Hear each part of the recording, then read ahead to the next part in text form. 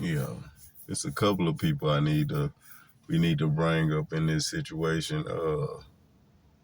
It ain't just Diddy, man. Paul Vennett, the one who assaulted Terry Crews, he been on one too, man.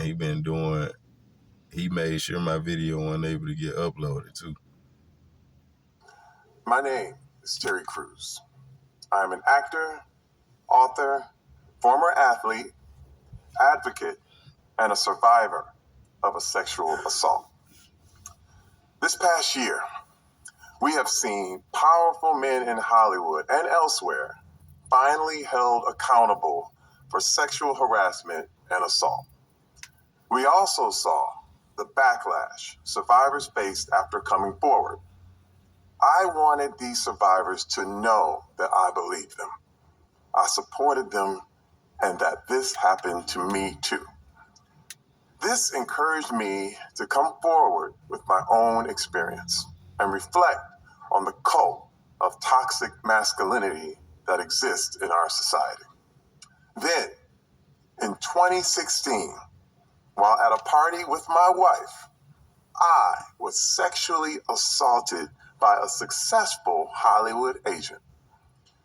The assault lasted only minutes, but what he was effectively telling me while he held my genitals in his hand was that he held the power, that he was in control. The first reaction was to be violent. And I immediately held back. Why weren't you? You're a big, powerful man. Why didn't you? Senator, as a black man in America, say it as it is. I think it's important. You only have a few shots at success. You only have a few chances to make yourself a viable member of the community. I'm from Flint, Michigan. I have seen many, many young black men who were provoked into violence, and they were in prison, or they were killed, and they're not here. My wife, for years, prepared me. She said, if you ever get goaded, if you ever get prodded, if you ever have anyone try to push you into any kind of situation, don't do it. Don't be violent. And she trained me. I'll be honest with you. It was the strength of my wife who trained me and told me, if this situation happens, let's leave. And the training worked. But has there been retaliation against you for what you are saying now to the public? Thank you for your question, Senator. One specific incident of retaliation was I've done 3 movies called The Expendables with Sylvester Stallone. The producer of that film called my manager and asked him to drop my case in order for me to be in the 4th installment of the movie. And if I didn't, there would be trouble. Oh, dear. Senator Klobuchar. Well, thank you very much. Are you going to be in the 4th installment, I hope? No. Wow. Simply because, I'm sorry, thank you for your question, Senator. That's good. That's very polite. Thank you. Yes. Simply because this same producer is under his own sexual assault investigation. Yeah. And, abusers protect abusers. And this is one thing I had to decide whether I was going to draw the line on, am I going to be a part of this or am I going to take a stand? And there are projects I had to turn down. Well, thank you very much. It got that bad, bro. And I think I don't know if Expendables 4 came out and if he was in there. Let me see. This nigga wanted this nigga to drop his case in order to be in that movie. Just go on and deal with it. Go on and accept me grabbing your balls, nigga. Don't say shit. Don't bring it up. Like, people, I see when people judge him for what they think because he big and got muscles and shit. He could have hurt that dude, man. Everybody know that he clearly could have hurt that man. And then I'm sure if it was an outside setting and it was a different type of event or something, he wasn't in the establishment where all them people was there, big higher up people, everybody was there, man, it would have been a lot more violent.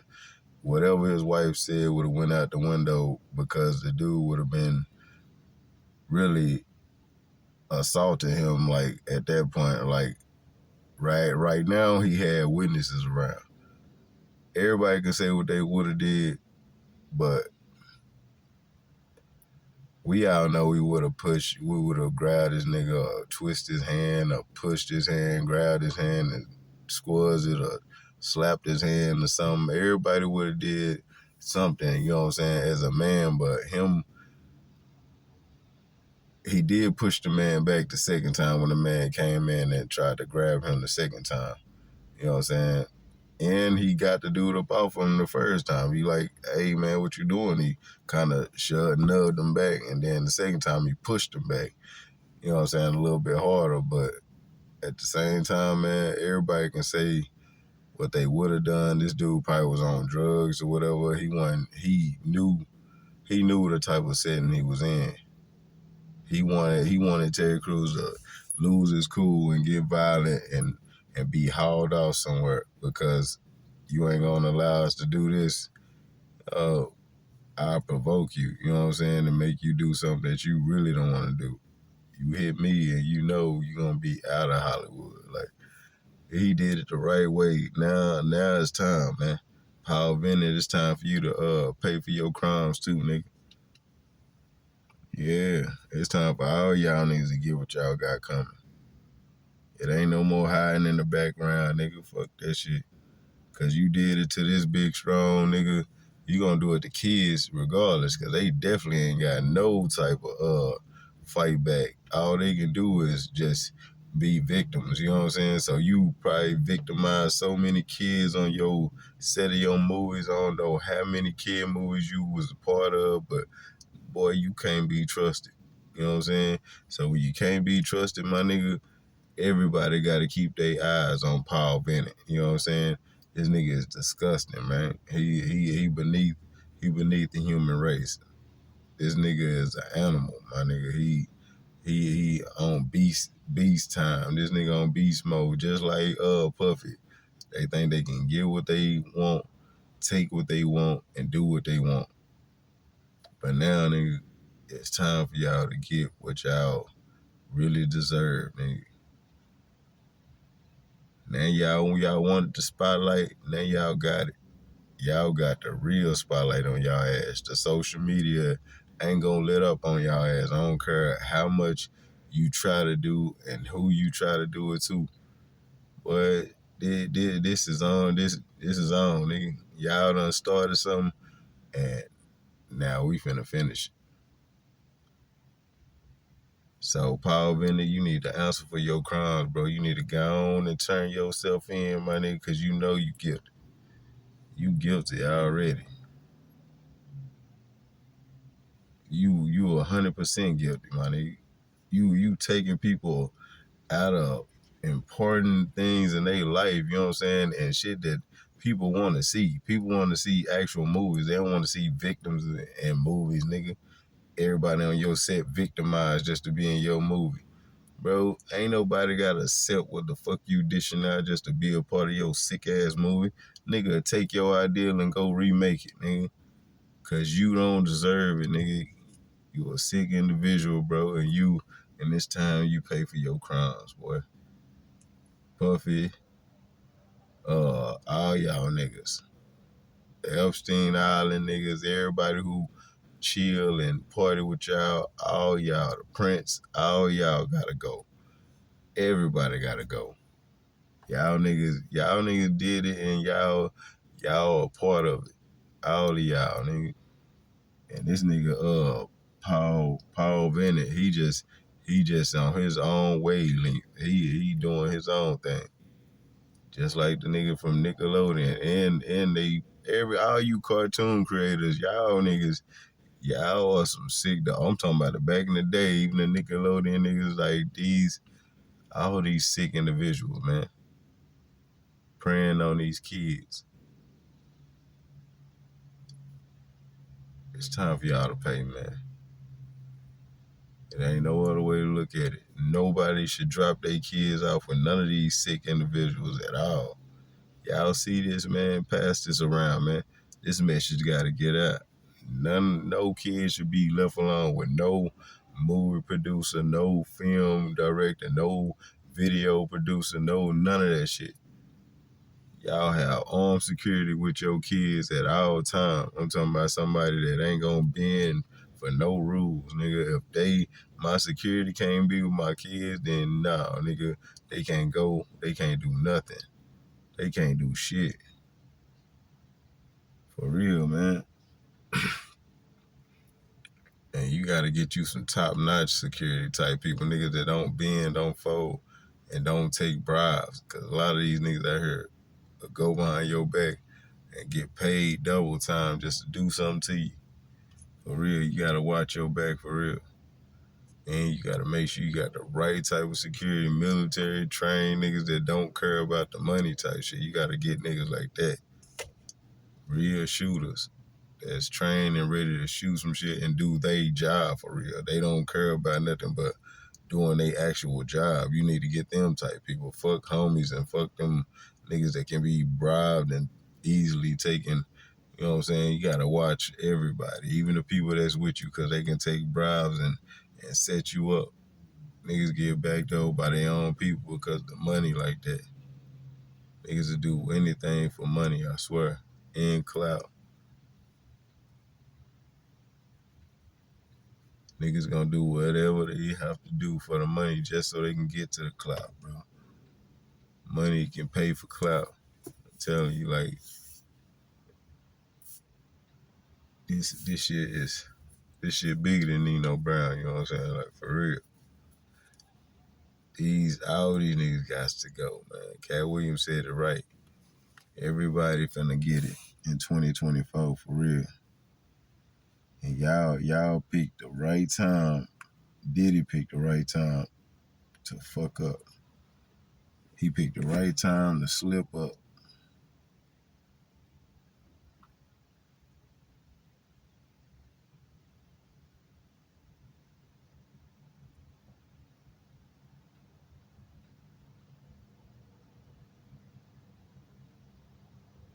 And 50 Cent mocked Terry Crews, but man, hey, like Terry Crews said, he got respect for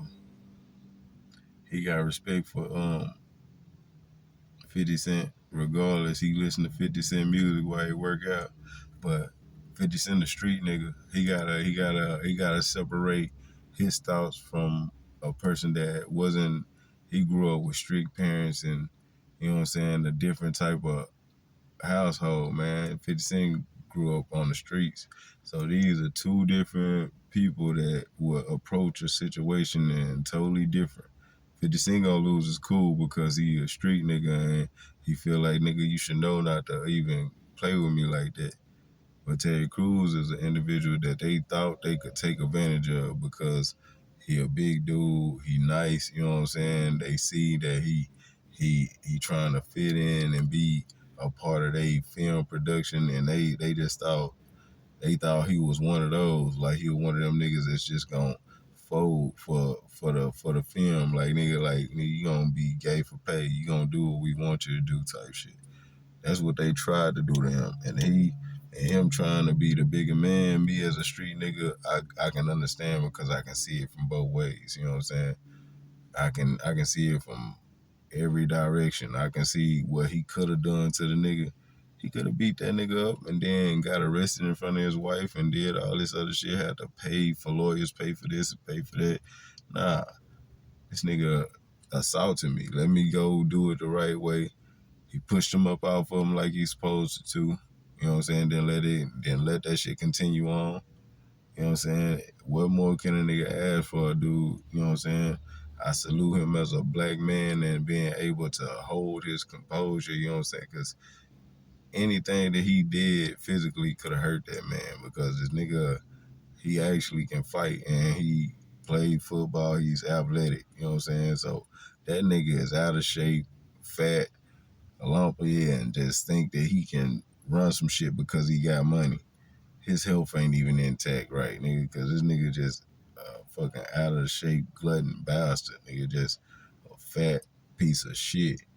And he feel like he can just do what he want because he got money. Niggas working with billions of dollars. These niggas fucking with 5 point something billion dollars, man. These niggas, he feel like he just got the power to just buy situations. The same shit Diddy is doing, that nigga is doing it on a higher scale. Cause he doing it in the movie, in the film shit. Just imagine what you can do to a person on a film. They filming all month, probably for a year to do a movie, or however long it take them to film and do that movie. Just imagine what that nigga, somebody like him, can do to side actors and extras and shit that be in movies. They been, man, so many people that got stories and so many people that been taken out that won't be able to tell their story, man. But all these stories connect, you know what I'm saying? Because we all entertainment. These motherfuckers, all these stories eventually combine to each other, because at one point everybody was mingling amongst each other, you know what I'm saying? At one point, before everybody started breaking off into sections and like, okay, the weirdos over here, the street niggas over here, and then when they start separating, that's when niggas start dying and shit, because people picking their sides, what they want to be on. But Terry Crews is an actor, bro. Nigga just felt like he could take advantage of him, because he's in one of their films, gonna be in some more of their films. So he like, oh yeah, this nigga gonna do what I want him to do.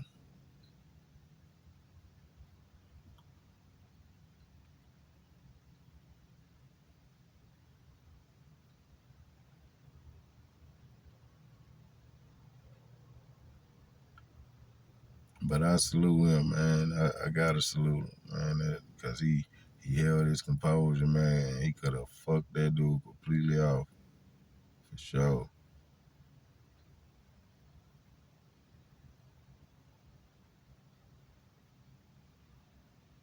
Oh, Diddy and Kevin Hart, man, these niggas.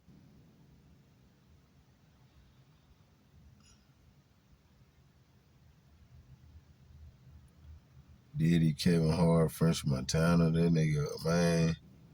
Meek Mills. These niggas out of there, bro. He ain't had Denzel Washington in his younger days, and that bitch doing some wild shit. Crazy, bro. You never know what a person put in your drink and what they'll have you doing, man. That's why it's best everybody learn about the industry right now. First of all, back in February 2016, I was assaulted by Adam Vennett, who is the head of the motion picture department at William Morris Endeavor, one of the biggest agencies in the world, period. And what was wild is that my wife and I were at an event with Adam Sandler, and the thing is, he's also Adam Sandler's agent. He's Sylvester Stallone's agent. He's Eddie Murphy's agent, Man. and he's connected to he done touched probably all them everyone I niggas. know in the business. And now this is the thing. I did not know this man. So you did not know him before this? I have never had a conversation with him, ever.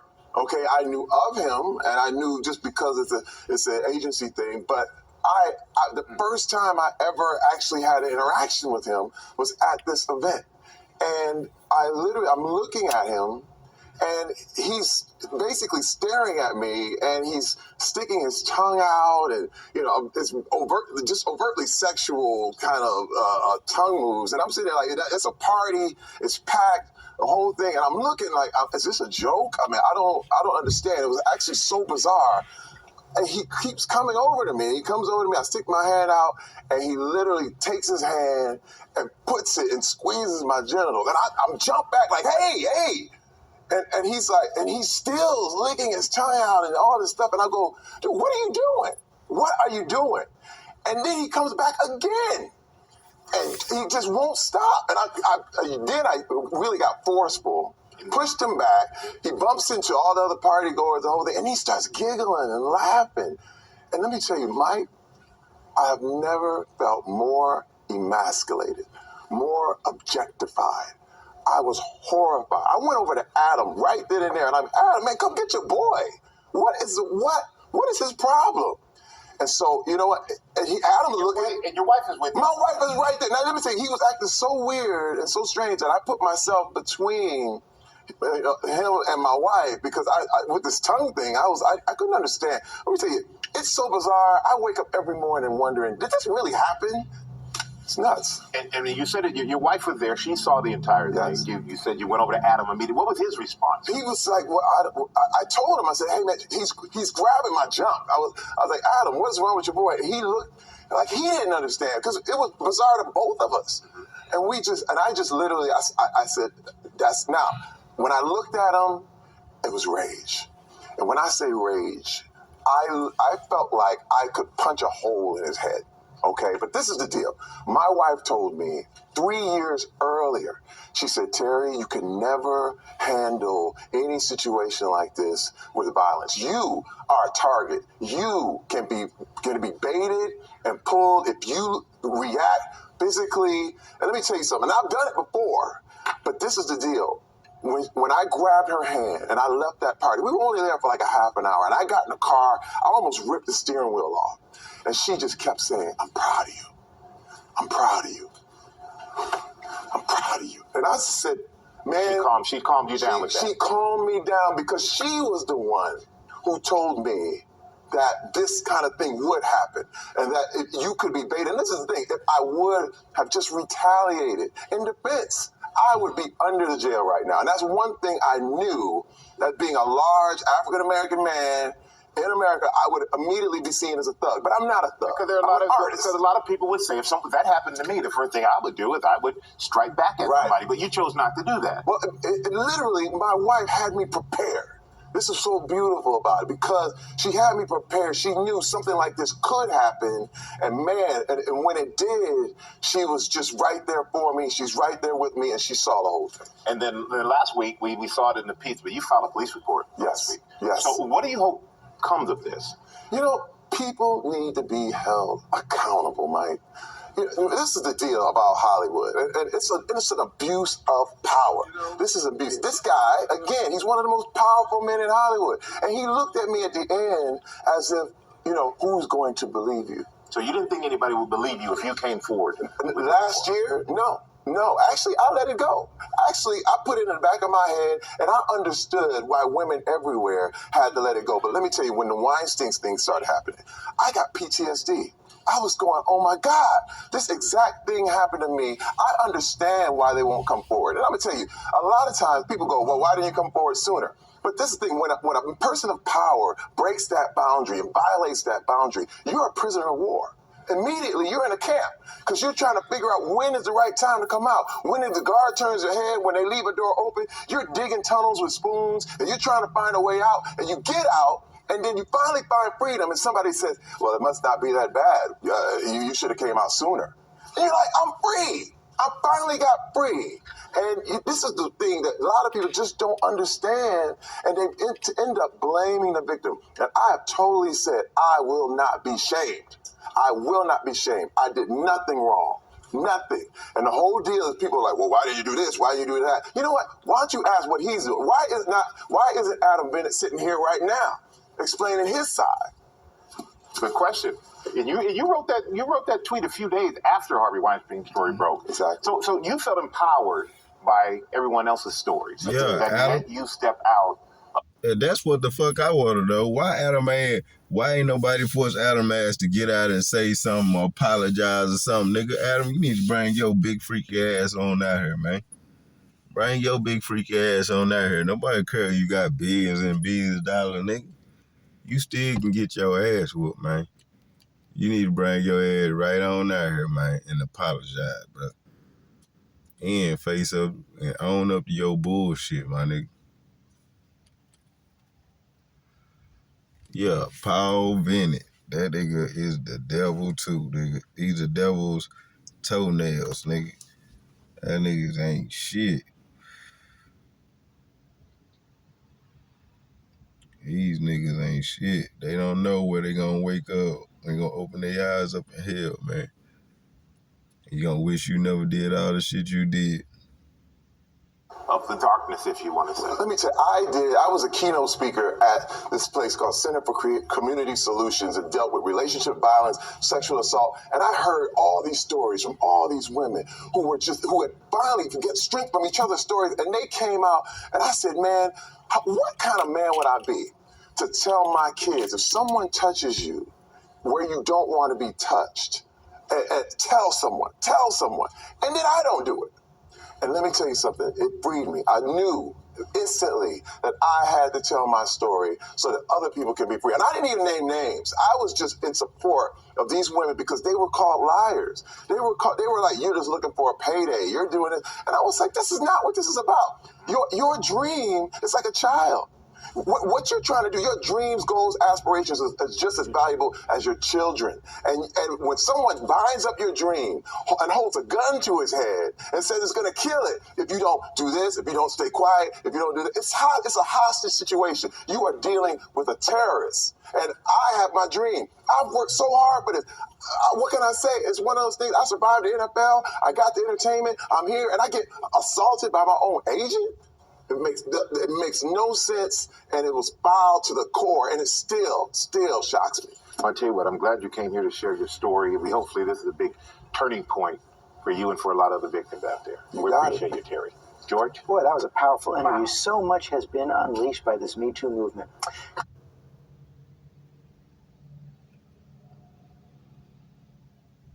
Man.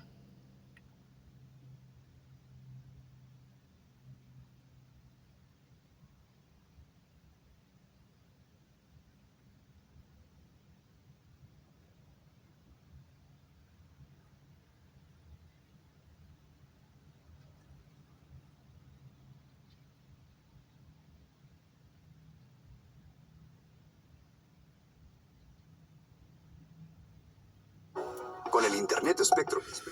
That shit crazy. I understand, man. They want a nigga to be violent and get violent for himself, but why is it wrong for this nigga to do the shit the right way? Let's get this nigga some help. Get that nigga, get Paul Vennett some help, man. He needs some help. All you need to go do some time, get locked up. It's almost laughable. It's one of those things where, hey, man, if you are making anybody uncomfortable, don't do that. It's not that hard. Just if you're making anyone uncomfortable in any way, man, woman, child, stop. You're already over the line. You cannot treat people. After coming through all of that, then you wind up where you are in the middle of this Me Too movement. You were there at the party with him, and I have to refer to it as an alleged incident. What did you observe? Well, I was standing there with him, crowded party, and this gentleman comes across the room, and I'm kind of looking at him and then looking around and who's here. And then suddenly my husband backs into me, like his hips go backwards, and he backs into me and he pushes this man through this sea of people, like they went down like bowling pins. Like people just went like this. And I was like, oh snap, it's popping off in here. What in the heck? And I have seen my husband put people on the floor because, there's alcohol and people want to test the big guy, you know what I'm saying? And I told my husband, I said, you can't be putting people out, Terry. I said, you're going to be taking college money for those babies and giving it to some joker in the club who wanted to start a fight with you. And he said, honey, I'm so glad you told me that because I was going to put this guy's teeth in his throat. He pushes him. The guy comes back toward him. Terry is grabbing. He's got a hold of both the man's wrists like this. and he calls out to Adam Sandler, who was the host of the party. Hey, Adam, come get your boy. What's up with your boy? And he pushed the guy again, and the guy kind of gave up, I guess. I don't know what happened. And he takes me, and we kind of snake through this crowd of people to get to the other side of the room to get away from him. And I just, I'm in that like state of what the heck, I was like, what happened? He's like, he grabbed my junk. I'm like, he what? He did what? Like, what the heck? I was just shocked. Did you have any reservations about him going public with this? He didn't tell me. I was in a recording studio, and I come home at 9 o'clock at night, and he goes, honey, have you seen my Twitter? I was like, what did you do? He's like, look, he shows me the tweet feed. I was like, oh, you done started some mess now, T-Money. I did have a brief moment of, are we leaving LA? Yeah. Yeah. Retaliation is real. Yep. You know how many women spoke up and said, this guy touched me, and immediately, or 2 weeks later, they were all of a sudden mysteriously fired? I mean, this happened. I was totally prepared, and I told my wife, and I said, this may be it. I said, we may have to leave. You've not really talked about this before, and, we're talking about it very candidly here. Mm-hmm. You comfortable talking about it? Paul Bennett, if you don't bring your sick ass out here and do one of these interviews, man, and tell your side of your nasty story, bro, you better. Don't nobody care about your money, man. I'm gonna let y'all know time and time again, money ain't above the law. Law is above currency.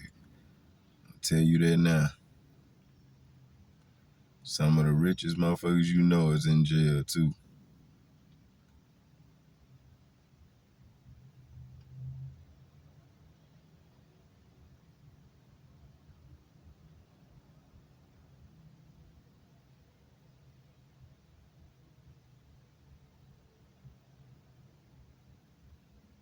Yeah. What I'm gonna say, man, we gotta start holding everybody accountable. So Paul Bennett ain't no different than Puff Daddy and Epstein, all them. It's all the same. These are all the same people. They partied together. They did the same shit, man. They took advantage of people. People lost their lives. They covered up murders. They did all this shit. All them, everybody, all these hired niggas, they a team. They're a team. Just like the police and the SWAT is a team, these niggas with all this money, they stick together. They have meetings together. They take advantage of people together. They do it all. They blackmail people. Everything, bro. So y'all finna pay, man. Y'all gonna have to pay for everything y'all done did, bro. For real. Everybody finna hold y'all accountable. So Paul Bennett, another sick, ball grabbing, no good, whoever he's supposed to be, a producer, and you ain't nobody's producer, whatever you is. It don't matter what you is, director, it don't matter what you is. You ain't nothing but a damn abuser. That's what you is. You assault people, take advantage of people, blackmail people, probably got people out of work, out of movies that we wanted to see them in. You probably messed it up. Just because your sick fetish and whatever you want to do, nigga, man, y'all need to be taken out of position of power. We got plenty of other people that will be gladly willing to take your spot and do the right thing. So y'all can go. You old, you disgusting anyway. So Paul Bennett, come to the forefront and get your whooping, man. You go on and get your lashing, boy. You go on and get this social media whooping. Everybody finna get on your ass. And you gonna be getting posted on until you come out and say something about you abusing people and apologize, nigga. Go on and take your lick. Anyway, man, y'all stay woke. It's getting sick about a minute.